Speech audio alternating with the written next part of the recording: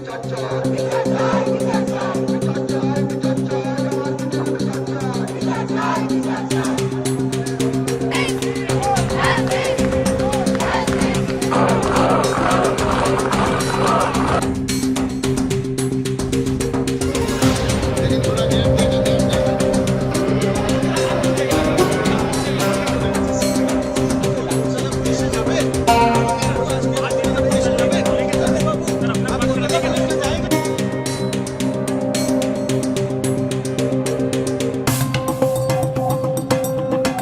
बड़ा नेक्सस संदीप घोष चला रहे, इसको तोड़ना, एक्सपोज करना जरूरी है।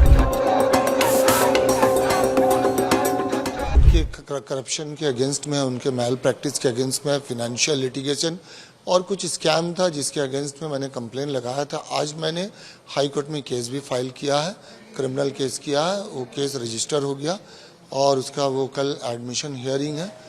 तो ये देखते हैं फिर हाई कोर्ट से मैंने अपनी सेफ्टी सिक्योरिटी के लिए भी अपील किया है, क्योंकि मुझे भी धमकियां आ रही हैं और ये बहुत बड़ा स्कैम है, बहुत बड़ा नेक्सस है संदीप घोष का, जिसको मैं एक्सपोज करना चाहता हूँ। क्या है ये बहुत सारे, जैसे बायोमेडिकल वेस्ट का, जैसे डेड बॉडी का, जैसे टेंडर दे करके कमीशन लेना, छात्रों को फेल कराना, फेल करके पैसे लेना, और जैसे इलीगल जो स्टॉल कियोस्क है ये सब बिना गैर टेंडर वगैरह के रेंट पे देना।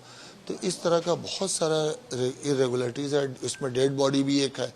तो मैं चाहता हूँ कि इसकी इंक्वायरी हो ऊंचे लेवल में और उनको सज़ा मिले और उनका ये रैकेट जो है इसका पर्दाफाश हो। देखिए, ये कुछ डेड बॉडी जो है बगैर पेशेंट पार्टी के, मर्जी के, कंसेंट के और फॉरेंसिक मेडिसिन के HOD के बिना नॉलेज के ये वर्कशॉप में दे दिए थे। तो इसके अगेंस्ट में एक इंक्वायरी कमेटी हुई थी, नेशनल कमीशन में कंप्लेन भी हुई थी, हाई कोर्ट में भी PIL हुआ था। जी, डिपार्टमेंट ने कोई इंक्वायरी नहीं बैठाई? बहुत कुछ हुआ, सब कुछ हुआ, लेकिन पता नहीं आज तक कुछ हुआ नहीं इनका आज तक अभी तक तो कुछ हुआ नहीं है। ऐसा बोला जाता है कि काफी रसूख वाले रहे हैं। हाँ, ये तो समझ में आता है, क्योंकि 2-2 मरतबा इनका ट्रांसफ़र हुआ, फिर ट्रांसफ़र होने के बाद दोबारा आके ये पोस्ट पे बैठ गए।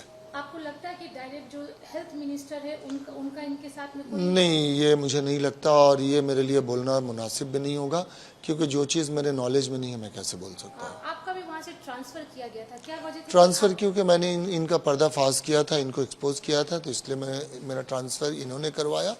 लेकिन देखिए, ट्रांसफ़र एक चीज़ है कि सरकारी नौकरी में ट्रांसफ़र हो ही सकता है, उससे मैं घबराया नहीं हूँ, न परेशान हूँ।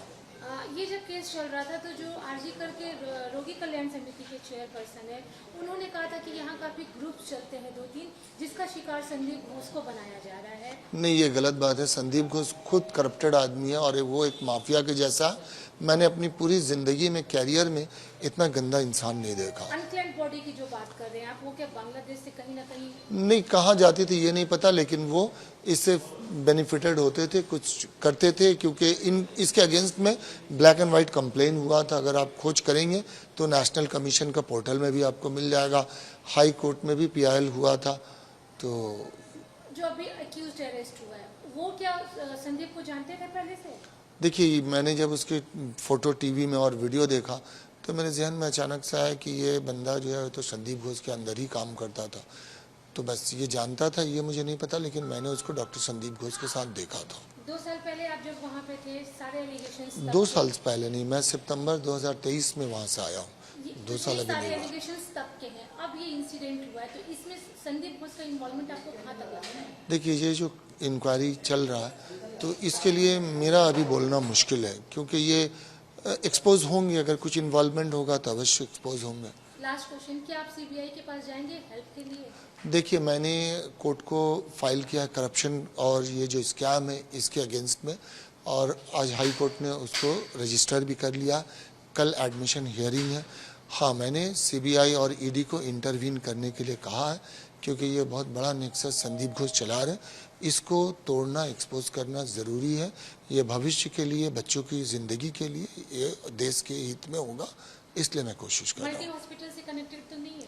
देखिए, ये मैं चाहता हूँ पर्दाफाश हो, उसके बाद ही मैं कुछ बता पाऊँ।